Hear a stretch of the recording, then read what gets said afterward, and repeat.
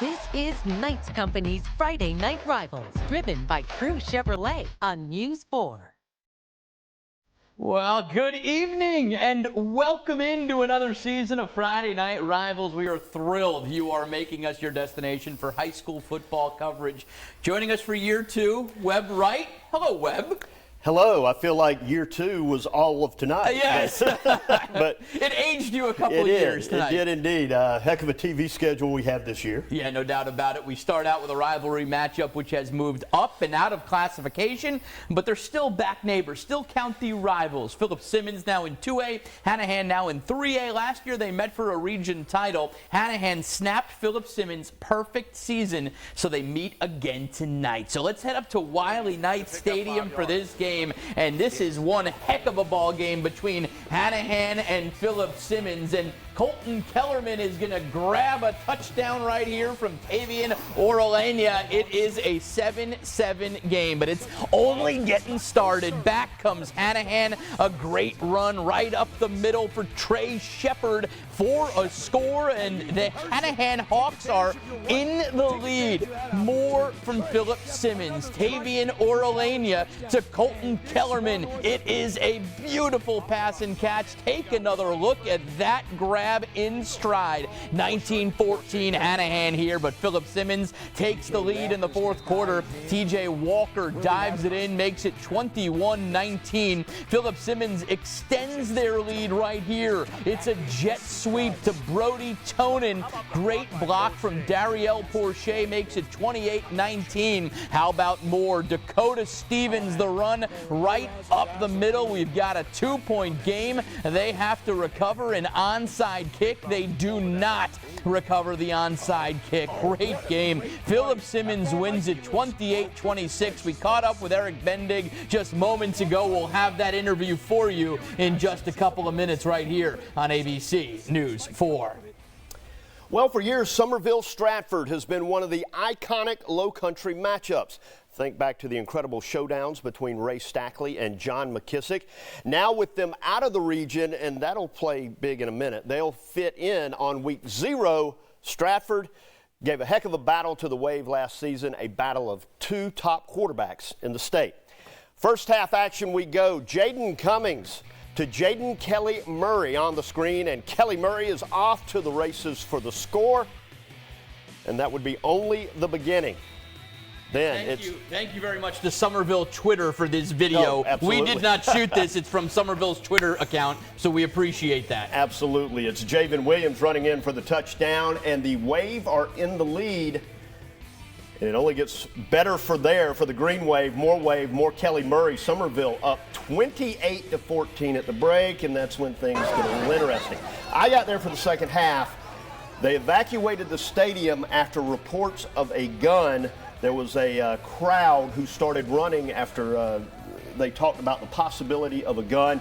I talked to Chief Roscoe with the Goose Creek Police Department. They said no one has been shot, no one has been injured, and they have right now, no evidence that there was even a gun on campus. And if you can come back to me on camera for a quick second right here, I have some new information just came in from Facebook. Preston Jayed, who runs security for Dorchester District 2, said, here is some accurate information. I was with Somerville at the game tonight. I am both the director of security for DD2 and a state constable with statewide law enforcement capability. All of that to say the police, both Somerville Police Escort as well as Goose Creek Police and Berkeley County deputies, were willing to give me information. Just after halftime, there was a rush of individuals both running towards a disturbance behind the home stands and away from it. After several minutes, all attendees were asked to evacuate the premises. The initial report was that there was an individual with a firearm threatening others. Interesting right there. The person then fled the scene. The person said that people reported that a shot was fired, but they reported that no police at the time had heard any shots, nor were they aware of any injuries. No police that I spoke to at the scene were able to confirm that any shots were actually fired. So right there is what Preston Jayed had to say. However, the principals, Coach Rafferty, Coach Magwood, everybody else just said, let's get everybody out of there, and that is the extent of the information. They will not finish the game, according to Berkeley County Schools. Yes, and I talked to Katie Tanner, who is the PIO, I believe, for Berkeley County Schools. And she said that they were not going to do play the second half because it was a non-region game. Non-region game this year. Last year, maybe they finish it, but because it's a non-region game, not doing it this year. Just a wild situation up there. All right, let's go Ashley Ridge at Berkeley. We're running out with the Stags tonight. Middle of the first quarter, looking to put some points on the board. Trevor Callis going to find Bam DeWeese for the first touchdown of the game, but Berkeley would be looking to answer back. 3rd and 15. Gosh, we're going to hear this guy's name a lot over the next couple of years. He's only a sophomore. Henry Rivers looks to pass, scrambles out of the pocket, picks up huge yards, sets up the next play where Rivers will drop back to pass and find Jonathan Mitchell for a touchdown. Berkeley would end up missing the extra point, so it's a 7-6 Swamp Fox lead. And then Swamp Foxes, they do more on offense, pick it up in the second quarter, trying to extend the lead. Trevor Callis drops back, finds Bam DeWeese again, picks up yards. Very next play is going to be Callis taking matters into his own hands, keeps the ball, marches into the end zone for a score, but Berkeley comes back and wins 41-26. Big trip to Orlando coming up for the Stags of Berkeley. What a tremendous matchup in the Midlands tonight. The James Island Trojans proved the past couple of years they are elite in 4A, but now they are a 5A team. They travel to play Gray Collegiate, a team that played for the 2A state title last year and jumped to 4A. Schools in their area still fear playing them. Some are refusing to do so. So we joined this one midway through the second quarter with Gray up 17-7, and the Trojans with a chance to make it a one-possession game with a field goal, but the kick is no good right here. Usually James Island special teams are outstanding, so it remains a 10-point Gray advantage on top of James Island. James Island, though, is going to get another shot on offense before the half ends. Same score, Trojans QB. Ben Dantzler finds Jalen Brown Singleton. Nice gain right there, puts him in great field position, and this half would come down to the final seconds on 4th down. Gray Collegiate comes up with the stop, so no points once again for James Island. 17-7 at the half. Gray wins this game. 17-14 is the final score. All right, West Ashley at Lucy Beckham. They say behind every great man, there's a great woman. Happy 43rd anniversary today to Wildcats head coach Donnie Kiefer and his wife, Debbie, who literally is behind him on the sideline. First quarter, how about this pass from West Ashley? David Dunian to Ethan Renew. Pulls it down for the score. Back comes Beckham. Check this out. Wild play. Chalmers Ballard pass is complete, but knocked out by West Ashley. Chooch Torcasio right there. Johnny on the spot. Number 51 gets himself a touchdown. We're all tied up. West Ashley takes a 10-7 lead with his Jacob Adams field goal. Final drive of the first half for Lucy Beckham, and Chalmers Ballard going to throw the ball deep. It is picked off by Jalen Capers, but Capers going to be hit by the Bengals. The ball is loose, and Beckham picks it up with good field position. Instead of going for the field goal, they go for the deep ball again, and they're intercepted again. This time it's Tyler Burnett, and this one amazingly ends 10-7. That's it. West Ashley, your winners. A new era begins at Fort Dorchester. The Patriots had a solid year under their interim head coach, Josh Smith, after Steve LaPrade stepped down. But the administration decided to not only go out of the area, but out of the state to bring in Sean Lorenzano as their head coach. Comes from Orlando to lead the Patriots. And there is a new Fort Dorchester coach, Sean Lorenzano, right there, revving up the team as they take the field. The Patriots looking to strike first. Kevin Johnson drops the throw, fires over the middle. He's got Anthony Williams backpedaling into the end zone for the score. The PAT puts Fort up 7-0. Next drive for Fort, Ryan Campbell. Boy, he looked great in that jamboree against Oceanside. Looking even better right here. Off left tackle, he's got room, goes down inside the 5. But he sets up this play very nicely. Cameron Maxwell just bulldozes his way for the last few yards in the score. 14-0 Fort early. Buford would fight back, however, inside Fort's 10-yard line. The toss going left to Elias Johnson around the edge for the Eagles' first score. And Fort Dorchester hangs on to win this one by a final of 28-21. Goose Creek. They are up at North Myrtle Beach tonight, and this is an interesting game for Goose Creek because they need a win. I'll let you pick up the highlights from here. Absolutely. The big wide receiver screen to Taru Davis. He takes it almost to the house, but the Chiefs end up in the red zone. And then from there, quarterback is going to step up with the read option, goal to go, and he's going to call his own number for the easy score. Goose Creek goes up 21-0. North Myrtle Beach would try to make a run here Cloninger's going to scramble and connects with Brown Reeves, who gets the Chiefs down to the 1-yard line. The Chiefs score here on the quarterback keeper to cut into that Goose Creek lead. As we take a look, I like how our affiliates just put 7. random shots in there of, like, you know, the scoreboard, some guy eating ice cream. Hey, here's a fumbled punt right here. Muff the snap. Goose Creek back in prime field position. And then it's Malik McGowan taking the handoff, powers his way into the end zone. The Gators all over the Chiefs in this one by a final score of 41-14. We have so many shots of the scoreboard there from North Myrtle Beach. Absolutely. Great Hey, looking we got to know what scoreboard. score is. Yeah, you know, the advertisers, they're getting their money's worth on those advertisements on the scoreboard. Come back with us after the break. Wando Warriors looking for the first win of the Ike Perrin era, and we'll hear from Eric Bendig, our Game of the Week.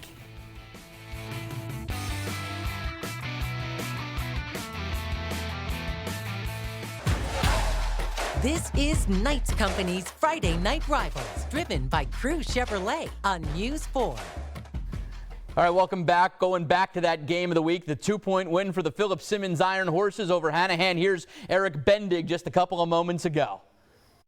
I'm just really pumped for these kids, man. I challenged them and challenged the coaches and just told them that we're a better team than kind of what we were putting out there in the preseason. But like all day long, I was like, just keep punching, keep fighting. You know, they got really good players. It's a really good program. You know, Go back. have to take a couple, beatings here and there, but I love the fact that our guys just kept competing, man. It's just great. Hanahan's a good team, and you got to beat good teams to keep going in your year. So, that's why we schedule teams like that. I hope you told him that I've spent the whole offseason writing bending, not belting Oh, on the that's right. I forgot about chalkboard. the Saved by the Bell, Mr. Belding. So, yes, I learned from my mistake a year ago. Yes, Mr. Belding. I forgot about the Chattanooga never leaves you. Chattanooga native, Mr. Belding. All right. It has not been easy for Wando of late, parting ways with Rocco Adrian after last season. They bring in a first-time head coach, Ike Perrin. But what makes it interesting, he immediately hires an offensive coordinator he knows quite well, and so do we. His own high school coach, legendary play caller Art Craig. So you'd have to expect Wando to turn things around, especially on offense. Socastee taking on Wando at home. First drive, the Braves trying to get something going. But here the pass is going to be tipped and picked off by Wando's Cole Fletcher. And he's going to set up a nice return here. And they would get a drive going later in the drive. The handoff here to Michael Jenkins. He punches it in for the first score of the night. Wando quickly up 7. Second quarter now, the Braves driving once again. Socastee, quick pass to Ja'Carry Mitchell. He takes it all the way for 6. But Wando, they would respond. They drive down to the red zone, and number 11, Kai Correa, is going to find the hole and puts up another 6 for Wando. And Wando goes on to win this one tonight by a final of 21-6. How about Wando? Oceanside can now be called defending state champion Land Sharks. They move from 2A to 3A, but tonight they prove they will play anyone, anywhere, anytime. A trip to Irmo featuring a Virginia Tech-bound quarterback, a team that beat Somerville in a 2-quarter scrimmage last week. So we head up to Hawkins Stadium off Harbison Boulevard for this game. First quarter, Irmo QB A.J. Brand, the guy going to Virginia Tech, connects with his wide receiver, Leek Miller, who is gone. Blows past the Oceanside defense, gives Irmo their first touchdown of the season. It would not be their last on the night. While we expected some fire on offense, the Irmo defense said, look what we can do as well. Late in the first quarter, the Land Sharks with a sloppy snap, and it leads to a tough throw that is picked off by Irmo cornerback Darius Goodson right there. Move on now to the second quarter, and Irmo really starting to take over this game against the Land Sharks. Yellow Jackets in the red zone, and Brand hands it off to his tight end, Joey Albritton, who takes it in for the easy score. And, well, that wasn't a handoff. That was a pass. But you know what? I just was reading what they gave me from Columbia. Irmo, though, goes on to win it easy. 35-7 is the final score. All right, that's Timberland and Lee Central. Let's head up to St. Stephen for this game, and it's Javion Jenkins carrying the ball for a big 12-yard first down right there for Timberland. How about Nick Wigfall catching a pass for a touchdown, and then Jordan Timmons, an impressive touchdown of his own. Nicely done. Lee Central trying to get something going, but nothing going for Lee Central tonight. Timberland all over Lee Central. 33-7 is the final score from St. Stephen tonight. And here's a look at Academic Magnet taking on, I believe, Patrick Henry. Yes, as we go to the highlights here. Long field goal there. Looks like it was blocked, and it's going to roll, and it's finally recovered there. I do have this script on my phone. Just keep Okay, killing time. Keep killing time right here. Hey, here we go. Look at this. A big run coming up right here. The big fella. Rumbling, bumbling, stumbling all the way to the end zone. Mikel Tucker Mathis right there. All the way in. Makes it 26-0 in the second half. Failed two-point conversion by the Patriots right here. But it is all Patrick Henry in this game. They beat Academic Magnet 34-7 is the final score. We did not miss a beat on that one. How about North Charleston? You want to do this one? Sure. They're holding an 8-0 lead late in the first half over Military Magnet. Looking to extend that lead. Richard Hazel drops back to pass. Nice little sidearm throw. Lorenzo Kitching on the run, and he's got space between him and the end zone. The Cougars now up 14-0. Looking to add more. Ray Middleton off left tackle, turning his backing into the end zone, and North Charleston is up 14-0. Magnet with a desperation throw in the last seconds of the half. Not a good idea. The Cougars, Rashard Clement, spies that one out and grabs the interception. He will make a run for the sideline, but is taken down as time expires. North Charleston blanks Military Magnet 38-0. All right, stay with us after the break. Skiza Pleases. First time of the year we get to say, well, no, we said it last week. Last week we had Skiza games. Oh, yeah, we did. Week 2 for Skiza. We're good. After that, after the break.